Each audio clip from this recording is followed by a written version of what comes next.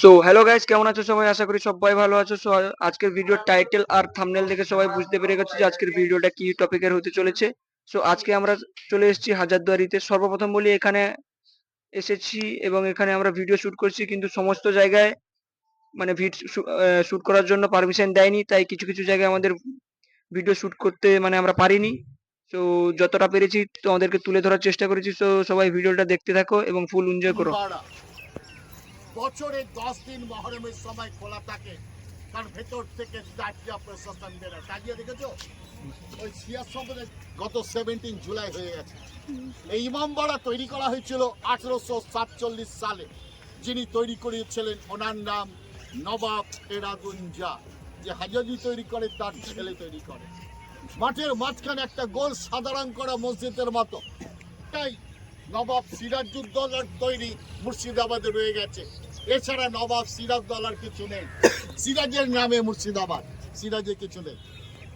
সেই আমলে নবাব সিরাজের দাদু আলীবর্দী খান গেছিলেন মদিনা, মক্কা মদিনা মুসলিমদের। সেই মদিনা থেকে পবিত্র মাটি এনে সিরাজউদ্দৌলার হাতে দেন। নবাব সিরাজউদ্দৌলা এই মদিনা তৈরি করে 3টে কাঁচের বাক্সতে করে পুড়ে ভেতরে মাটি রেখে দেন। প্রতি বৃহস্পতিবার খোলা থাকে।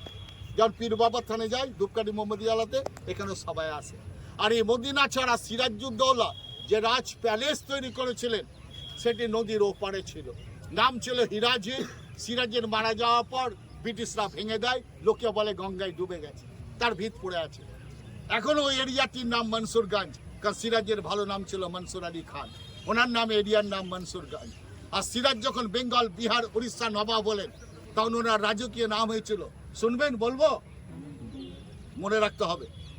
সিরাজের রাজকীয় নাম ছিল সরতাজে হিন্দ ওমেরুল মুলক সুজাউল মুলক হাসমুদ্দৌলা নবাব মীর মোহাম্মদ মনসুর আলী খান বাহাদুর মোহাম্মদ জং।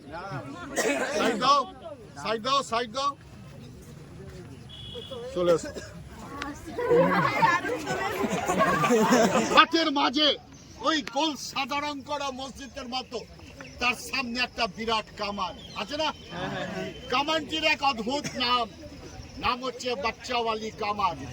এই বাচ্চাওয়ালি নামটা নবাবরাই দিয়েছিল, কারণ নবাবী আমলে কামানটিকে একবার ছাড়া হয়েছিল।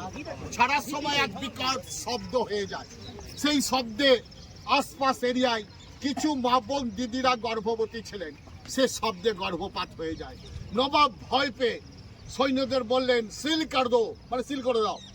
নাম দিল বাচ্চাওয়ালি কামান। আস্তে আস্তে পাটা চালান যাবে, পাবে না কিছু দেখতে। ঘড়ি ঘর, এটা হচ্ছে ঘড়ি ঘর। একটা ঘড়ির ডায়াল সেট তাও আবার চলে না, নবাবী আমলে চলতো। শোনা যায় ঘড়িতে বছরে 2বার চাবি দেওয়া হতো, একবার চাবি দিলে 6 মাস চলত।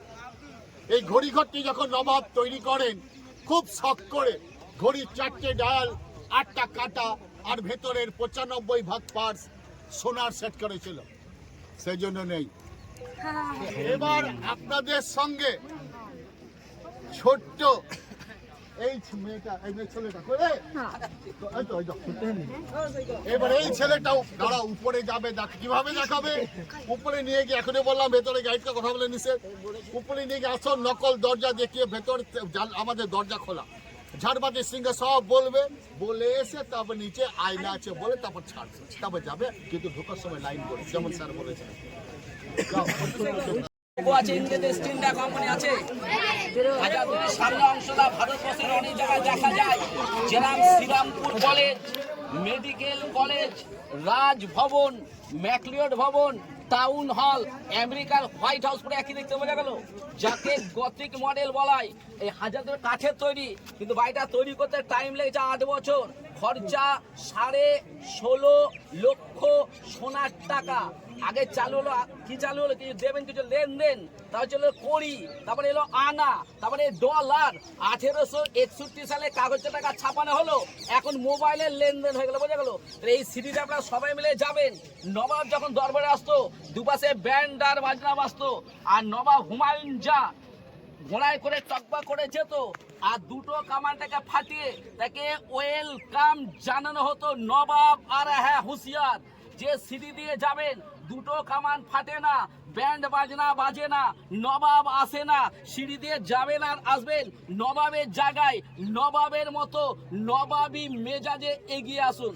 আপনার নাম আছে ভাগীরথী আছে, এদিকে আছে পদ্মা নদী, তাহলে এইদিকে বাংলাদেশ, এইদিকে কলকাতা, এইদিকে হাওড়া, এইদিকে মেদিনীপুর, এইদিকে ঝাড়খণ্ড, ঝাড় মানে জঙ্গল, খান মানে টুকরো দিয়ে নামলে ঝাড়খণ্ড, এদিকে বিহার, কোনাকই মালদা, তার মাঝখানে মুর্শিদাবাদ। তাহলে মুর্শিদাবাদে বাংলা বিহার রাজধানী করলে কি হবে? জলযোগের সুবিধা, ব্যবসা বাণিজ্যের সুবিধা, এইটা রাজধানী করলে মুর্শিদাবাদ। বোঝা গেল? এই দরজাটা নকল ফলস, এই দরজাটা নকল ফলস, আর 900টা আছে কাঠ। 900 দরজা কাঠের খোলা যায়, আর 100 দরজা খোলা যায় না। তাহলে 900 100 কত হলো? হাজার হাজার দড়ি।